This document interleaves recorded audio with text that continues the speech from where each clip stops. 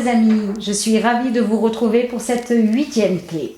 Pour ceux qui nous rejoignent aujourd'hui, qui je suis Brigitte Fayet, coach, consultante, formateur, infopreneur, conférencière et j'ai développé un institut ABC Programme, Advanced Business Coaching, où nous formons avec une équipe extraordinaire d'experts des coachs d'élite. La thématique que nous allons aborder aujourd'hui est la supervision. Et oui, la supervision est quelque chose d'important pour pouvoir exceller dans le domaine de l'accompagnement. Mais je me suis rendu compte, après plusieurs années d'accompagnement et de supervision que j'ai fait auprès de nombreuses écoles de coaching pour superviser des coachs en apprentissage et des coachs qui exercent, que souvent, après leur école, après leur certification, ils ne se font pas superviser. Et ils accompagnent d'autres coachs en apprentissage. La supervision, c'est un métier. Pour pouvoir choisir un superviseur, je vais vous donner tout à l'heure quelques critères clés. Sachez qu'au niveau de notre institut, la supervision dans le code de déontologie et au niveau de nos coachs élites est une clé indispensable pour pouvoir élargir sa vision et avoir une qualité dans l'accompagnement de nos clients. Au sein de notre institut, nous avons programmé des supervisions, mais nous ne nous arrêtons pas là. C'est-à-dire que quand nos élèves ont besoin, je dirais, d'une aide, ils nous contactent et nous sommes présents. La priorité dans cette vidéo, c'est surtout de vous dire, quand on ne se fait pas superviser, quelles vont être les conséquences. Et je sais que derrière, là, des personnes qui m'écoutent ont vécu des cas par rapport à des problèmes de supervision. Les problèmes de supervision peuvent être aussi des projections qui peuvent se produire. C'est-à-dire que quelque part, vous avez votre client en face de vous et il vit une problématique qui fait résonance chez vous et vous utilisez votre client pour pouvoir traiter votre problème. Vous pouvez avoir aussi des problèmes de transfert de votre client. C'est-à-dire que votre client voit en vous une personne de sa famille, etc.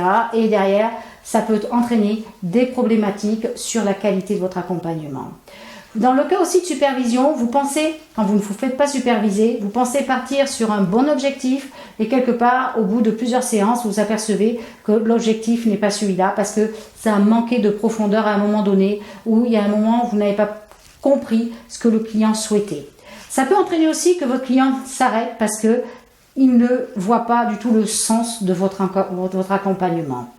Et la supervision va vous aider parce que vous allez pouvoir être accompagné par quelqu'un qui a une expérience dans le métier, qui va vous permettre de prendre de la hauteur sur votre accompagnement et de pouvoir vous aider à prendre d'autres directions dans le coaching que vous êtes en train de faire.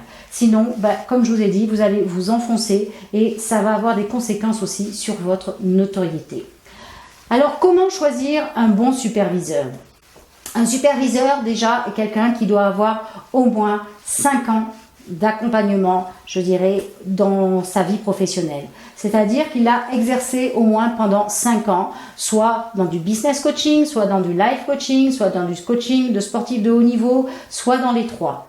Déjà 5 ans dans le métier du coaching. En plus, il doit, je dirais, pouvoir vous accompagner par rapport à la problématique que vous rencontrez. Donc, bien sûr, comme je vous ai dit tout à l'heure, il doit avoir une expertise. Si vous êtes dans le business coaching ou dans le coaching d'affaires, choisissez un coach, un superviseur coach qui a une connaissance dans le domaine de l'entreprise. Si vous voulez être supervisé pour accompagner des sportifs de haut niveau, choisissez quelqu'un qui a une expérience, bien sûr, dans l'accompagnement, mais dans l'accompagnement de sportifs de haut niveau. Ce sont des choses indispensables. Ne tombez pas dans le piège de prendre un superviseur, comme on peut le voir, qui sort à peine d'une école de coaching, ou de rentrer dans un groupe de jeunes coachs qui, quelque part, se supervisent entre eux et il n'y a pas toute cette expérience. L'idée de se regrouper en tant que jeune coach pour se soutenir est une très bonne idée, mais ce n'est pas un groupe de supervision. Voilà donc les critères indispensables, je vous le rappelle. Premier critère, c'est d'avoir quelqu'un qui a au moins 5 ans, je dirais, d'exercice dans le coaching, dans l'accompagnement.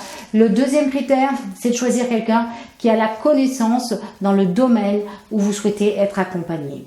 Alors par rapport à tout ça, je vais vous donner, je dirais, un exercice à faire, que des occasions, aucune obligation.